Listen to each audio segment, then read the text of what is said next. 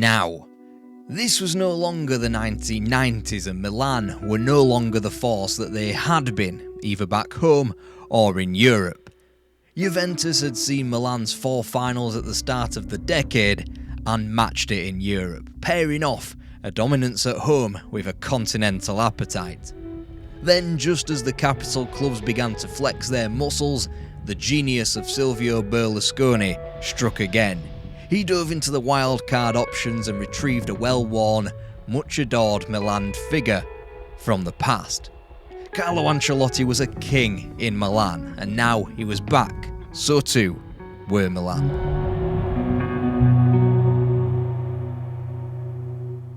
You might remember at the end of the second part of this trilogy that we reeled off a list of inexhaustive names that turned up at the San Siro and flopped. Here's some more: Jens Lehmann, Roberto Ayala and Oliver Bierhoff. They all signed in the late 90s and would be gone by the time the next generational manager pitched up for the Rossoneri in 2001. Since Alberto Zaccheroni had led Milan to what had become a surprise title victory in '99, Christian Abbiati and Thomas Helveg were given more of a chance to succeed at the club. Ultimately though, Zaccheroni would only have the league title of '99 to shout about. The other 18 months were a barren, sparse wasteland of no trophies and tears. First came third place and a ranking 11 points off the pace of champions Lazio, as well as humiliation in both a Champions League group exit and a defeat in the Coppa Italia to Inter. It got worse before it got better. Zaccheroni wouldn't make the conclusion of the 2000-2001 campaign. They got through the initial phase of the Champions League but were quickly found wanting in the second phase by teams of Deportivo and Galatasaray's calibre.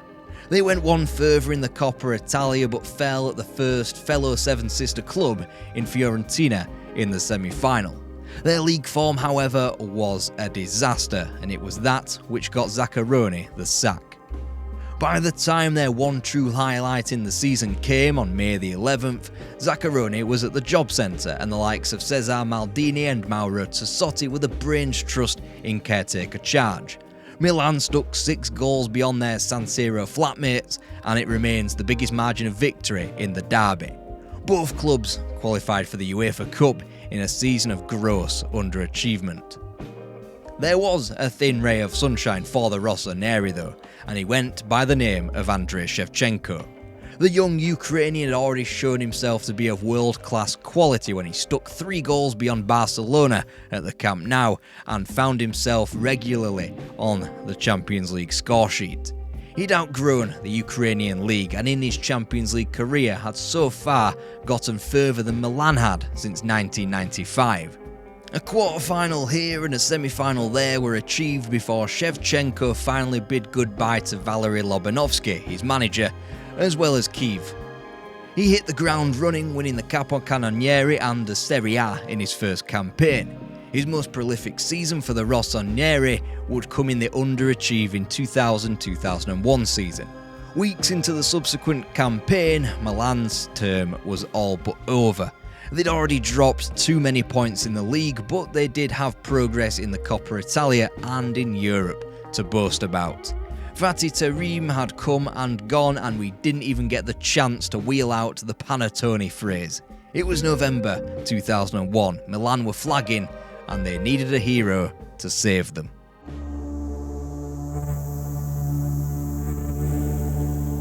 Carlo Ancelotti was destined for Milan from the very start.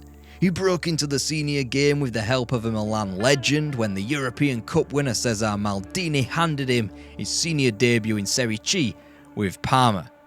Together they would take them up to the second tier of Italian football. This work afforded the envious looks of Inter towards Ancelotti. The people's eyebrow must have seen the writing on the wall of his career when he rejected the Nerazzurri for another Milan legend. Niels Liedholm made him one of his first signings after his first ill-fated spell as Milan manager. 4 years later, Ancelotti would win a Scudetto and the chance at playing in the European Cup final against 3-time champions Liverpool. This, of course, for Roma. Unfortunately, injury would cruelly rob him of the chance to play in the fixture as the Giallorossi lost on penalties to the ironically spaghetti-legged Bruce Grobbelaar. He continued on for a time, but it was clear his physical stature wasn't what it quite was. Not even age 30, his knees were breaking down and was called an invalid by the hierarchy at Milan. That didn't stop manager Arrigo Sacchi seeing something in the midfielder. He would become a key part of Sacchi's team and had to reinvent himself in a team that won a Serie A title and 2 European Cups.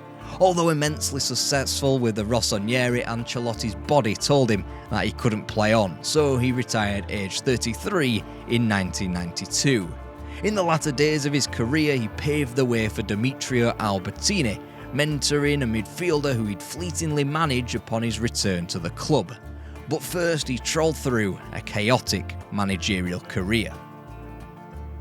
He was part of Arrigo Sacchi's coaching staff at the 1994 World Cup, where the national team were defeated by Brazil on penalties in the final. Then he went out alone and found himself a managerial job in Serie B.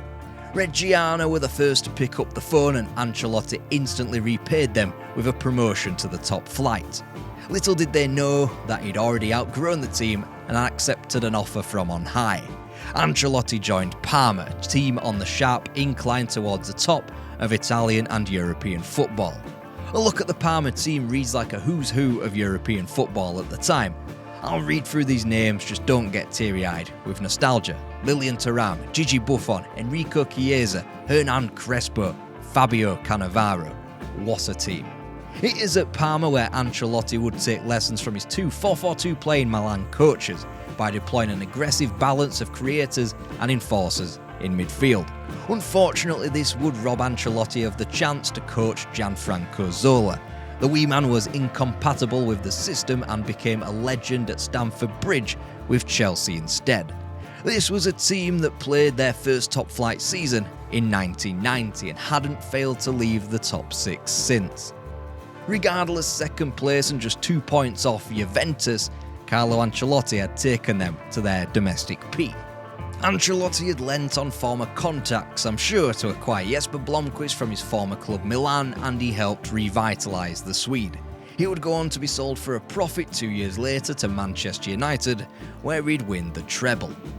Ultimately 6th place in Serie A and a Champions League group exit behind reigning European champions Borussia Dortmund spelled the end of Ancelotti at the Ennio Tardini.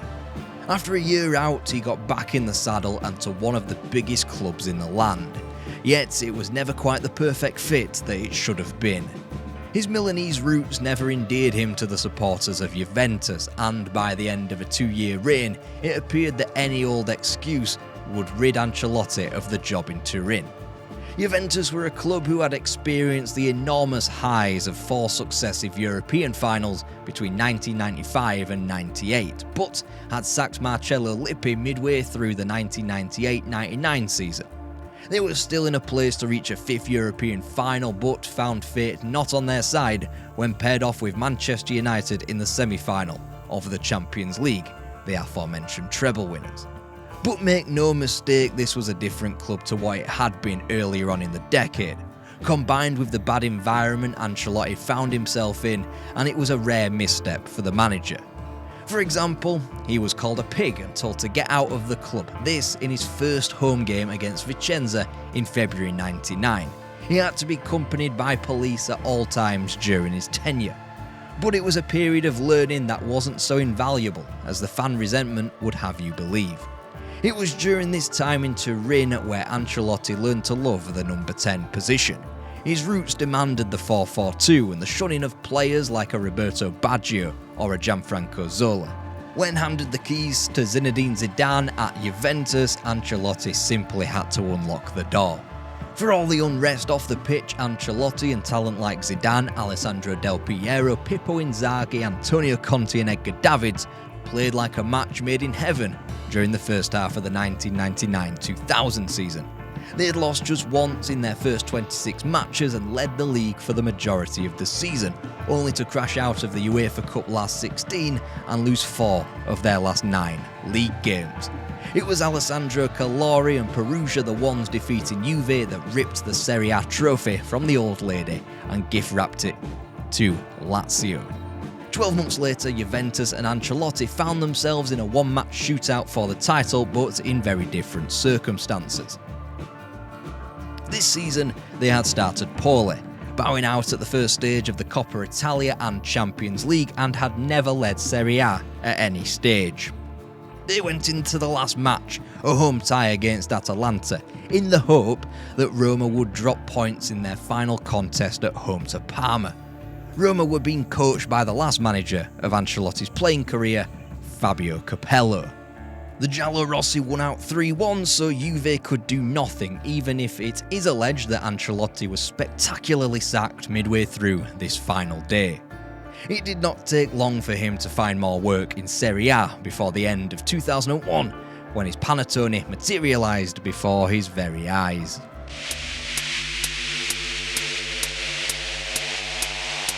Carlo Ancelotti knew the club, he knew its structures, and after the first game, a dull 0-0 draw with Piacenza, it was clear that he'd partially gone some way to fixing the ills of the team.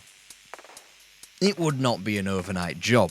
Under predecessor Fatih Terim, Milan had been an exciting attacking team that would have been perfect when paired up with a traditional, hard-nosed Italian defence. However, the defence Terim presided over had more holes in it than Swiss cheese. Under the Turkish manager, Milan had conceded 12 goals in 9 league games. Ancelotti, meanwhile, had steered the club to a Champions League position whilst getting the club close to conceding only a goal every game. Milan were grateful for a lack of competition for the fourth and final spot, and a surprise package of Chievo who couldn't last a course, whilst an under-par Lazio continued their demise down the table. Ancelotti's first iteration of Milan couldn't string a long unbeaten run together whenever a crucial away victory at Parma came. They'd crumble in bigger fixtures against Roma and Juve. In fact, Ancelotti did a great job of getting 3 points out of smaller clubs like Lecce, Piacenza and Lecce again, and it proved enough. Whilst their inconsistencies back home might have something to do with the long run in a UEFA Cup campaign, that was rendered all worthless when they were slapped by 4 goals in the Westfalenstadion by Borussia Dortmund. But Ancelotti knew the club, he knew its structures, and most importantly, he knew the man he was working under. Silvio Berlusconi had a series of demands for him, but first and foremost was a good defensive four. Therefore, Ancelotti set about building it. In came perhaps the best defender in Serie A over that time, Alessandro Nesta from Lazio. I'm quite confident with that bold claim since he had won the Serie A Defender of the Year award 3 years on the spin. Whilst he would start his Milan career slowly, he turned out over 50 times in the 2002-03 campaign for the Rossoneri and was quickly established as one of the squad's main pillars. The one thing he could have done with, however, was a more permanent partner at centre-half. Kaka Kaladze offered the most assurances but was quite often deputised by Martin Laursen, who'd soon be away to Aston Villa, and Alessandro Costacurta, who was rapidly ageing. Speaking of ageing, Paolo Maldini was still looking suave and effortless at left-back. Since the departures of defensive cornerstones Tassotti and Baresi back in '97, Maldini had unequivocally become the club captain. This would remain so throughout the reign of Carlo Ancelotti and until his retirement in 2009. A lack of centre-back partner likely cost Milan the league, as they were quite some distance away from title winners Juventus, 11 points to be exact, and they finished behind Inter again as well. Ancelotti inherited the foundation of Dida in goal, who would swiftly become a bargain at £2 million. When he returned from his loan at Corinthians, he was shot straight into the team. One of the more bizarre deals ahead of the 2002-03 season was the straight swap between the Milan clubs for Clarence Seedorf and Francesco Coco. It appeared both had got a good deal, except Coco would flop at Inter and Seedorf had finally found his home in Italian football. It appeared to complete the midfield. Andrea Pirlo was pulling the strings from deep, Gennaro Gattuso was aggressive and everywhere, whilst Manuel Rui Costa was more of a creative spark behind the attackers. Seedorf was initially acquired as an advanced midfielder. Ancelotti, however, had other things in mind for the Dutchman. He played him as a box-to-box midfielder, and so the diamond was born. Alongside him in the wider positions of this diamond was Rino Gattuso, a rough, take-no-shit midfielder. He had started his career in his homeland, but is quick to admit himself that his game only started in true anger at Rangers when he began to take his career more seriously. Behind them on the base of this diamond, Andrea Pirlo. Since he was last in Milan playing for Inter, he had changed his game entirely. Pirlo credits the Brescia manager Carlo Ancelotti for his career. He was flagging at Inter, and a second loan spell away from San Siro was to his former club. Here in the final months of the 2000-2001 season, Pirlo was deployed as an orchestrator, playing in that number 6 position, and after signing for Milan later that summer would continue in the role. £20 million after just 10 top-flight games was quite rightly labelled a risk, but now we know that it was a drop in the ocean. Whilst Andrei Shevchenko's injury problems threatened to derail the 2002-03 season, thankfully they had another free-scoring forward up top. Enter Super Pippo. Inzaghi top scored with 30 goals, 17 of which came in the league, most important of which were winning goals against each of Roma, Inter and Juventus. This version of Milan had vastly improved against the big teams, but continuously dropped points against the minnows. If it was Empoli or Brescia taking a draw against Milan in December, then it was Piacenza teaming up with those teams to record shock victories against the Rossoneri late on in the season. Also see away defeats to Chievo and Perugia, as the same problem populated the entirety of the season. In the Cups is where Milan would find solace. They were blessed with a kind run to the Coppa Italia final, via Ancona, Chievo and Perugia, teams they'd normally struggle against in league contests. Once in the final, they deployed one of their greatest performances, coming from 1 down in the Olimpico first leg to score 4 in 27 minutes to kill the tie stone dead. 8 days later, they had another final. This was born off the back of a sturdy start to life in the Champions League, thrashing a Deportivo team who had already burned the Rossoneri, as well as taking 6 points from Bayern Munich. This was the age of UEFA trying to cram in as many matches as possible. What's fucking new there then? And Milan was subjected to a second round of group stages. Drawn both Real Madrid and Borussia Dortmund, as well as Lokomotiv Moscow, Milan literally 1-0'd their way to qualification inside 4 games. Yet they were found wanting for large parts of their quarter-final with Ajax. Toothless in Amsterdam, they allowed the 4-time European champions back into the San Siro.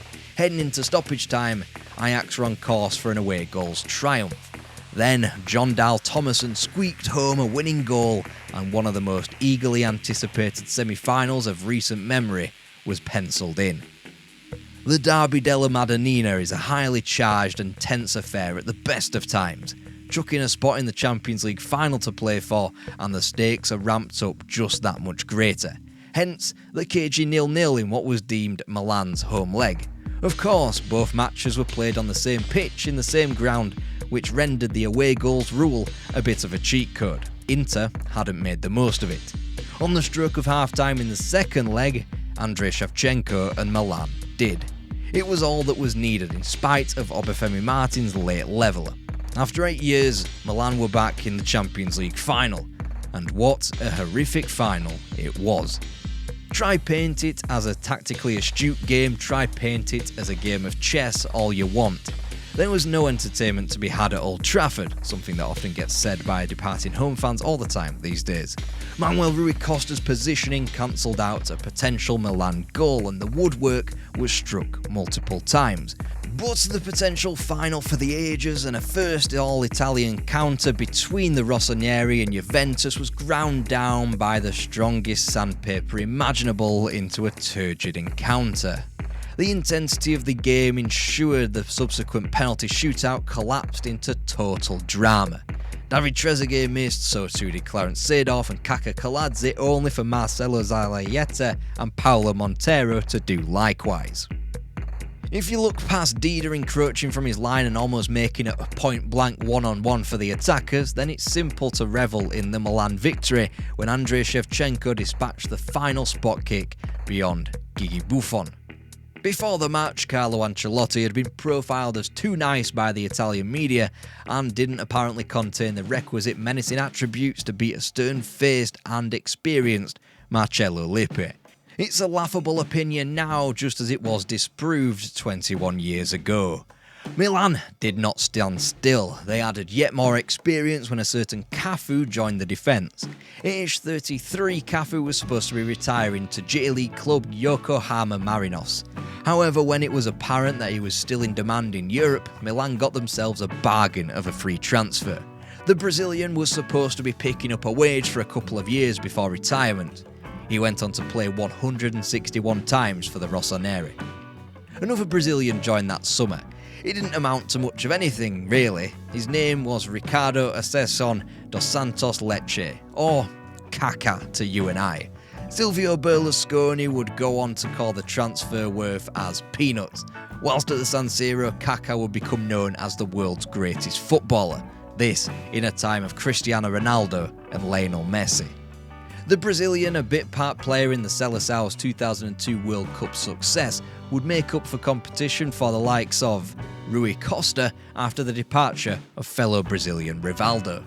Domestically, Milan were runaway leaders from the off, only losing in Serie A once before claiming the title in late April. Shevchenko bagged himself 24 goals in 32 matches, which, in this day and age, is the equivalent of Lionel Messi scoring 91 in 2012. The season did have its bleak moments, however. The penalty shootout didn't aid Milan in the Intercontinental Cup this time, as Andrea Pirlo, Clarence Seedorf and Alessandro Costa Curta all missed. Boca Juniors became known as world champions instead. Then a couple of months later, Lazio wiped the floor with Milan home and away in the semi-finals of the Coppa Italia.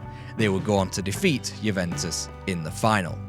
Then came the Champions League, and thankfully a more slender format. The Rossoneri were comfortable in the groups, albeit without really getting out of second gear, as they lost at home to go of Club Brugge and Celta Vigo, but had qualified in advance of the final day. They turned on the gas for 30 minutes against Sparta Prague in the second leg of the last 16, and it proved enough, and that 4-1 scoreline was replicated in their next European encounter when Deportivo returned to the San Siro. Walter Pandiani had earned the Spaniards a crucial away goal early on in Lombardy, but an 8-minute spell saw Kaká help himself to a double and combine with Shevchenko and Pirlo for a 4-1 victory. The tie seemed done and dusted, and with names like Arsenal and Real Madrid dropping out at the quarter-finals and Bayern Munich, Manchester United, Juventus and Inter all out by this stage, Milan were favourites. Deportivo needed a 3-goal win. They surely would not be allowed to achieve that, but when Walter Pandiani struck early on yet again, Depor began to believe, and they only needed 2 more goals. When Juan Carlos Valeron and Albert Luque achieved those requisite goals before half-time, and with the Razor rocking, it was almost guaranteed that the momentum would be enough to eliminate Milan. Fran's late 4th goal put that beyond doubt. It remains one of the more shocking comebacks in recent Champions League history. Carlo Ancelotti had climbed to the top of the mountain before, now they had to retool for another ascent.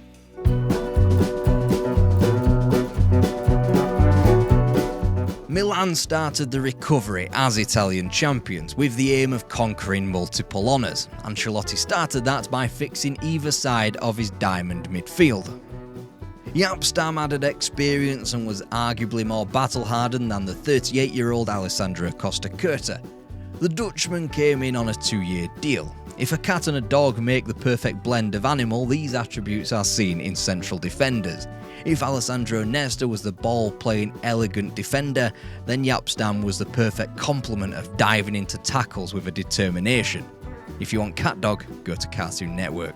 Up front, Hernan Crespo was acquired on a season-long loan with the help of the triumvirate of Shevchenko, Inzaghi and Thomasson. Crespo's signing meant a reunion with Ancelotti after the days of Parma. The Argentine had first struggled in Serie A, but when Ancelotti got a hold of him, he quickly blossomed into one of the best strikers Europe had to offer. Ancelotti was hoping to catch him in the freefall of bouncing from club to club, as he made just 103 appearances across spells at Inter and Chelsea. The season started well, with Lazio dispatched of in the Supercoppa, Andrei Shevchenko named Ballon d'Or winner, and only one defeat in the league. However, both Inter and Juventus were keeping pace with the Rossoneri, and the loss, as it goes, was in shocking fashion at home to the newly promoted Messina, who would upset the apple cart by finishing 7th. A quote-unquote away win against Inter on February the 27th was the first time the Nerazzurri had suffered a league defeat all season, even if they had drawn an ungodly amount of games. This didn't mean that Milan had a leg up on the title race, however, thanks to a sloppy pair of draws against Livorno and Bologna on successive weekends. In the end, even an 8-match winning run that encapsulated both February and March was undone by another shocking defeat, this time away at Siena, before Juventus clipped Milan's wings in a title showdown at the beginning of May. 3 successive draws to end the season confirmed Juventus the title, until they were stripped of it at a later date. Cheers, Calciopoli. Whilst Milan were surprisingly slapped down in the Coppa Italia quarter-final to a late double from Udinese, the Rossoneri eggs were placed into the Champions League basket yet again.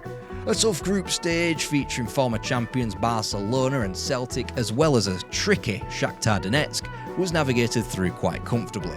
They even made light work of a youthful Manchester United team thanks to Hernan Crespo goals in both legs. Then, a feeling of déjà vu. It was time for the Milan derby in the Champions League yet again. Inter once again failed to snatch an away goal in the first leg, but this time Milan had an answer for them. Yapstam and Andrei Shevchenko goals that had one of Milan's feet in the semi-finals. There would have been the preaching of calm around the San Siro ahead of the second leg, particularly after the capitulation against Depor the prior year. This, however, wasn't away territory, as much as UEFA wanted to paint it as such, with the continuation of the away goals rule in same stadium matches. Therefore, one strike would kill the tie-off for good. Andrei Shevchenko delivered such after 30 minutes. And for as much calm would have been preached by Milan, it clearly didn't transcend towards the Inter fans, who got the match called off after 72 minutes. It was an innocuous situation that sparked the rioting in Nerazzurri colours, merely a straw that broke the camel's back. Esteban Cambiaso picked up a booking, and finally, Inter fans snapped. With 4 goals needed to go through in 18 minutes, Inter were all but out, so they decided to disgrace themselves and Italian football instead by losing the match unfairly. For another example, please visit Marseille vs Milan in 1991. Whilst a flare struck the face of Dida, it did at least give us one of the most iconic pictures in football history. As the gates of hell looked to be literally opening up before their eyes, 2 players crossed the bitter Milan derby divide to have a chinwag and a lean on each other. Marco Materazzi and Rui Costa, thank you. Dida would be back for the semi-final, but Milan almost got burned by PSV Eindhoven. Once again, they had won the first leg on home soil, this time a comfortable 2-0, but a spirited Dutch comeback had wiped that advantage out inside 65 minutes back in the Netherlands via Park Ji-sung and Philip Cocu. The match was now a 25-minute affair, 1 goal would win it. The clock ticked into stoppage time and Massimo Ambrosini delivered it. So whilst Cocu grabbed a quick-fire PSV third, Milan squeaked through to Istanbul on away goals, and the Rossoneri just barely escaped a repeat of the Deportivo loss. Milan arrived in Istanbul for the Champions League final with Liverpool on May 25th. Mentally, they would never leave. It all started well, as I'm sure you've probably heard. Paolo Maldini sweeping in an early goal from a free kick, Crespo bagging 2 for himself, one through an incisive bit of play, the other thanks to a dinked finish that piggybacked off an incredible pass from Kaká. 3-0 up, Milan were as good as champions of Europe for the 6th time. They were by far the better team, and that would remain true throughout the remainder of the game. Outside of a 6-minute miracle, Milan ought to have won it comfortably. But this is the arena in which Champions League finals are played. Sometimes the ineffable happens, as Bayern Munich in 1987 or 99, or Leeds United in 1975. Sometimes fate has another story to tell. So Steven Gerrard cranes a header in, Vladimir Smicer squeezes in a speculative shot from distance, and Xabi Alonso latches onto the rebound of his own missed penalty, all inside 6 minutes to restore parity. Throughout the runs of Serginho at a tormented Liverpool defence, throughout the Andrei Shevchenko point-blank double shot against Jerzy Dudek, and throughout penalties, Liverpool withstand the pressure and become champions of Europe. Pirlo and Gattuso were left to consider their Milan careers that summer. Ancelotti remained dumbfounded throughout the summer. Istanbul syndrome would take a while to shift. Mixing a tablespoon of Istanbul syndrome with a teaspoon of Calciopoli in Milan's subsequent season would be an unmitigated mess. On the pitch they came second, legally they came third, as they had 30 points stripped from them. Still, it was enough to covet a Champions League place. In Europe though, they never truly looked likely of mounting a challenge, outside of a brilliant 4-1 victory against what was ostensibly a poor Bayern Munich team. Then Andrei Shevchenko was sold for £30 million, and another points deduction was heaped onto Milan for the 2006-07 season. After an autumn period that saw 4 defeats in 5 folded into their false start, Milan gave up the ghost of domestic football. All eggs, yet again, funneled straight into the Champions League basket. It is here where Carlo Ancelotti's tweaking of the starting 11 made Milan impenetrable once again on the continent. With sales of Shevchenko and Rui Costa leaving Milan thin up front, Ancelotti had an ace up his sleeve. The 4-3-1-2 became the 4-3-2-1, and effectively, Seedorf would take Shevchenko's spot in the team and be deployed alongside Kaká in what used to be his usual number 10 position. In front of them, either the wily experience of Super Pippo or the young blood of Alberto Gilardino. Consequently, Kaká ran the show. He was the difference between a comfortable ride or choppy waters in the group stage, thanks to a winner at Anderlecht and a hat-trick in the reverse fixture. Then he scored the only goal of the last 16 against Celtic, a mere 183 minutes into the tie in extra time at the San Siro. Milan seemed unstoppable, and Kaká continued his rich vein of form by bagging what appeared to be the winner at home to Bayern Munich, only for Manchester City legend Daniel van Buiten to score an unlikely late double. But remember, this was a poor Bayern Munich team, and a quick-fire double thanks to a ferocious Seedorf strike and an Inzaghi second powered Milan through to the semis. There, Manchester United were the opponent, but a very different opponent to the one they found 2 years prior. Cristiano Ronaldo and Wayne Rooney had matured. Paul Scholes was busy evolving into a deep-lying playmaker, and they had finally succeeded Peter Schmeichel with Edwin van der Sar. Their defence had been shored up by Nemanja Vidic and Patrice Evra as well, but it was a patchwork defence containing John O'Shea and Wes Brown, as well as Gabriel Heinze playing at centre-half, that found Milan. Although United claimed the win with a late thunderous Wayne Rooney winner, everyone will remember the Kaká double more, particularly the one where he made Evra and Heinze look like complete wankers before rolling the ball into the net. That night, Kaká became a man. After that, the second leg was mere procession, especially once Gattuso had the game of his life while Seedorf and Kaká punished United further afield.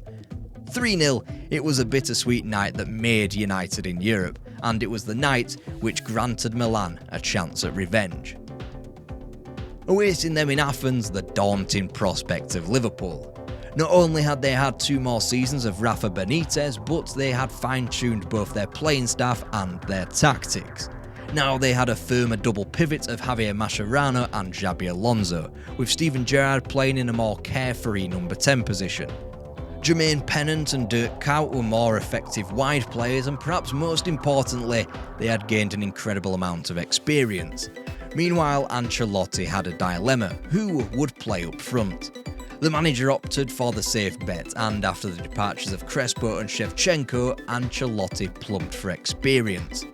Super Pippo would start. Sir Alex Ferguson said he was born offside. Johan Cruyff called him useless and told him he couldn't play football. On May 23, 2007, he proved both of them wrong. Kaká might not have scored, but he ran the game just as he did in 2005. The Brazilian won the free kick that led to the first goal.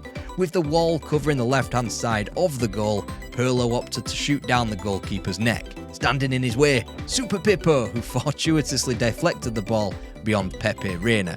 They jokingly called it a routine, in truth, mere happy accident of a trademark which had somehow been pulled off multiple times.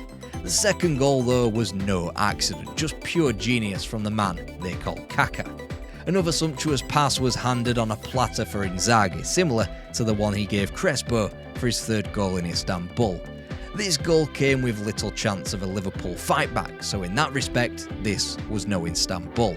Yet, when Dirk Kuyt bundled a stoppage time consolation into the net, it would have had Milan supporters twitching. So concluded the season, what Carlo Ancelotti called the toughest he'd suffered. Paolo Maldini called Athens the last chance for a whole generation. How right he proved to be.